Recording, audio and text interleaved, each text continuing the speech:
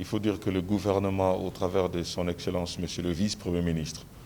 en charge du budget, le ministre des Finances, que je suis moi-même, ainsi que la Banque centrale, donc représentée par le gouverneur,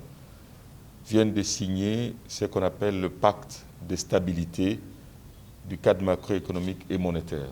Mais de quoi il est question? Comme vous le savez, la Banque centrale jouit de son autonomie pour piloter la politique monétaire et le gouvernement, de son côté, a un autre instrument de politique économique qui est la politique budgétaire. Donc, c'est l'élément budget. Or, généralement, il se fait que quand le gouvernement consomme des crédits budgétaires au-delà des recettes réalisées, le lourd tribut est payé par la Banque centrale qui est censée financer ces déficits au travers de ce qu'on appelle communément la planche à billets, les avances de la Banque centrale au gouvernement. Et le malheur, c'est que ça crée la dépréciation du franc congolais et ça provoque la hausse généralisée des prix sur le marché des biens et services. Alors sur cette base-là, et conformément aux instructions du président de la République, le Premier ministre avait eu l'idée de préparer un pacte entre le gouvernement d'un côté,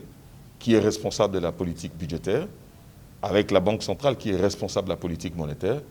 de manière que chacun puisse observer les strictes règles de gestion d'un côté sur base caisse, c'est-à-dire que le gouvernement ne devrait plus consommer au-delà de ce qui mobilise, et pour ce faire, il faut respecter la procédure budgétaire. Comme vous le savez, Son Excellence, Monsieur le Président de la République, au cours de la réunion du Conseil de vendredi passé, a interdit tout recours aux dépenses par procédure d'urgence. Donc prochainement, tout utilisateur de crédit de l'État doit engager à son niveau, ça va au niveau du ministère du Budget, Son Excellence, Monsieur le Vice-Premier ministre en charge du budget, en fonction du plan d'engagement budgétaire, regarde s'il y a des crédits,